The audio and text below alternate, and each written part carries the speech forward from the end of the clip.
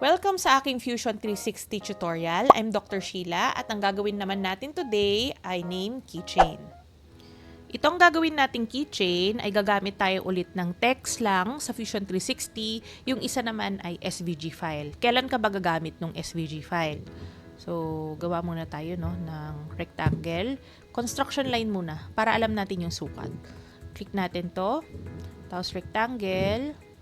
Center rectangle, and then gawin natin itong 20 mm and ito 80 mm. Okay, finish sketch. Create tayo ulit. Click natin to. Create and then text. Tapos, click natin itong corner na to sa upper left. Move natin yung mouse sa kabilang corner sa lower right. Okay, para sakto dun sa rectangle na ginawa natin. And then, lagay natin halimbawa, Sheila. Okay. So, eto, pwede kang mamili ng mga font dito at pwede mong baguhin yung size. So, pwede namang 20. Kaso, since gagawa pa ako ng offset, lalagpas na siya, no? So, gusto ko 15 lang. Tapos, sa alignment, pwede mong i-center at saka i-align middle, no? Para okay yung placement. Tapos, ito kasing Fusion 360, hindi lahat ng font ay compatible sa kanya. Halimbawa, hanapin natin halimbawa, ito, kitten bold. Okay natin, no? Try nating extrude. Tapos gawin natin, halimbawa, 1. Tignan nyo, may problema siya. Ayan, na-extrude na yan, tapos hindi mo maintindihan yung shape na nagawa. Pangalawa, may mga hindi ka pwedeng i-extrude. Halimbawa, ito. Okay. Tapos, extrude natin. Gawin natin halimbawa 1. Ayan, may error dyan. Ayaw siyang ma-extrude, no? So, sa ganitong cases, ang gagawin natin ay SVG file, no? Lalo na kung meron ka talagang gustong project na gawin, tapos itong font talaga yung gusto mong gamitin, better na gawin mo muna yung SVG file sa isang application na pwedeng gumawa ng SVG, katulad ng Inkscape at saka Canva, no? Tapos, saka mo i-import dito. Okay? Ngayon, yung pinili ko namang font kanina ay compatible. So, cookie, okay. Next, ang gagawin ko, sabihin natin, ito yung text, no? I-rename ko lang. Ika-copy ko to. At gagawa ko ng duplicate. Okay, so, active yan. Click ko to, Control-C. Finish sketch. Gagawa ko ng isa pang sketch. And then, Control-V. Ito, nandito siya sa bago. So, bakit ko ito ginawa? Kasi, pagdating sa paggawa nung offset, later no ipapakita ko, ang dami ng lines na nag-i-intersect, medyo mahirap mag-extrude nung text. Okay? So, finish sketch. Ito yung text 2. Rename lang natin, text 2. So, off muna natin yan. Dito tayo sa text 1. Activate natin. Click natin yung text. Right-click and then explode text. Itong explode text na function na to, hindi mo to magagawa kung hindi editable or active itong sketch na ginagawa mo, no? Kung wala na itong checkmark. Para minsanan yung paglalagay ng offset, select natin lahat and then click natin to, offset dito, tapos move natin, no? So, palabas, negative, para maabot yung, yung border ng ating rectangle. Tapos, pwede natin gawing negative 2. Kung nagkakaroon ng error or problema dito, pwede mo naman siyang isa-isahin. Halimbawa, ito muna, negative 2. Tapos ito muna, negative 2. Okay? So, balik tayo dun sa offset ng lahat. And then, click OK. Tapos, ayan. So, kung mapapansin natin, halimbawa, gusto nating i-extrude yung mga text, no? Kaya ako nag-duplicate nung text kanina, yung text 2, kasi pag click na natin ito, since merong mga nag-i-intersect na line dito, halimbawa itong S, hindi siya buo, click mo pa to. Tapos pag na-miss mo yan, ang hirap mag-edit, babalikan mo pa, no? Ayan, nag-i-intersect yan. So, i-click mo pa isa-isa, ang dami. Okay? So, ngayon, ang purpose lang nung paggawa natin nitong text 1 ay para magkaroon ng base, no? Ito yung base ng ating keychain. Next naman ay maglalagay muna tayo ng ring. Dito, isusuot yung jump ring, yung carabiner na ginagamit. So, kung gagamit ka lang ng jump ring, okay na yung mga 2.5 to 3 na millimeters, no, na inner diameter. Kung gagamit ka naman ng carabiner, at least 5 yung gagawin mong inner diameter, no. So, halimbawa, gusto natin, halimbawa, carabiner yung isusuot, gawin natin mga 10 para medyo matibay, or pwede namang 8. Okay? Tapos, ang gagawin na natin ay i-extrude na natin yung base. Extrude. Select natin lahat. And then, i-deselect ko tong loob ng ring para may butas siya, no? Gawin natin siyang 2 millimeters yung height. Okay? New body. Ayan.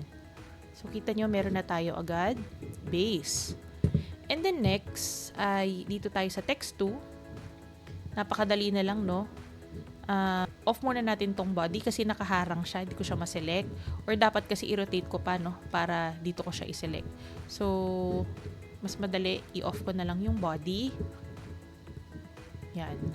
And extrude, click ko tong text. So hindi ko na siya pa isa-isang i-click, no. At ang gagawin natin, katulad nung ginawa natin sa chunky letter, pwede, since alam natin na 2 millimeters to, pwede natin tong, halimbawa, gusto kong pagkaumbok niya ay 2 mm. So, 2 plus 2 equals 4. Pag ginoin ko yan, ayan na siya. 2 mm yung height niyan, no? Ngayon, kung ayaw ko nun, pwede namang extrude. Tapos, on natin to ulit.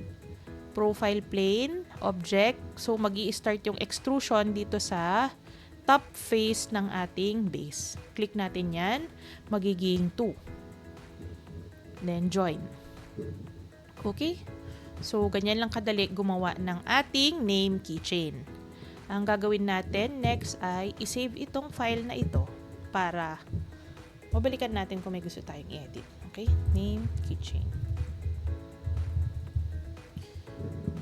Maraming generator nito sa Maker World. Pwede kang gumawa nun. Ang problem lang, kailangan ng credits, no? Hindi siya unlimited. Meron pang isang madaling way na paggawa ng ganitong keychain. Hindi na kailangan tong Fusion 360, slicer lang, pero kailangan ng SVG file. Ituturo ko na lang yun sa dulo, no? Ito ay i-export muna natin. So, okay. So, gawin natin 1. Hide muna natin to, no? Punta tayo sa browser. Punta tayo sa Canva. Okay, so gawa tayo ng bagong design, tapos input tayo ng text. Ito, text. Enlarge lang natin. Sabihin natin halimbawa, tutorial.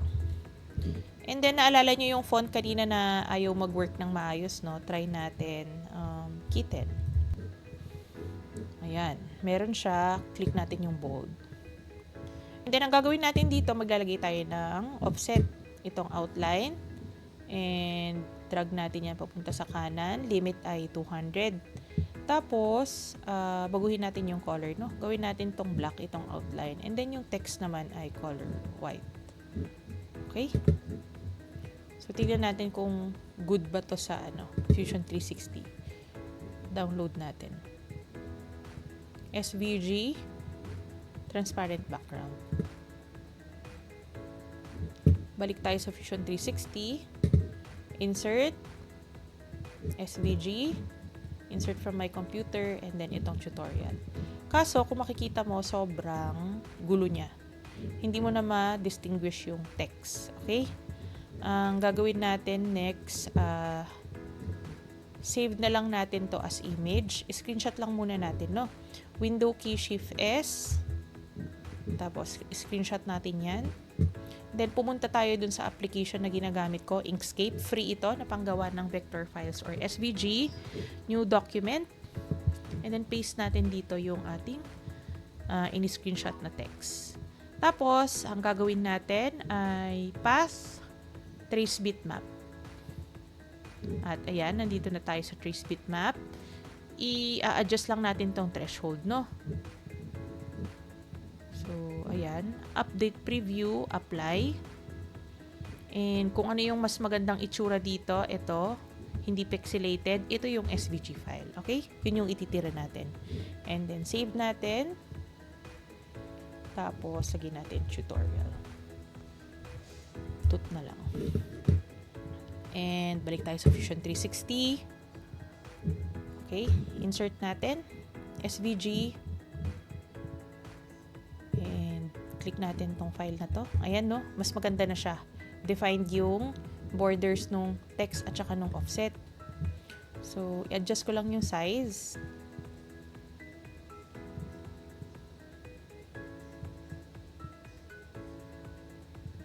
Ayan, okay na yan. Tapos, click OK. Ayan.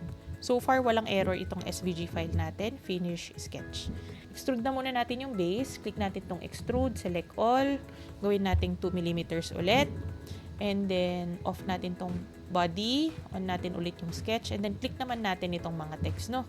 So, ang isang approach pwede, mas madali, no? Click natin lahat since walang intersecting lines. Dali lang i-deselect itong offset. Tapos ito at saka ito. And then, gawin natin 4 mm.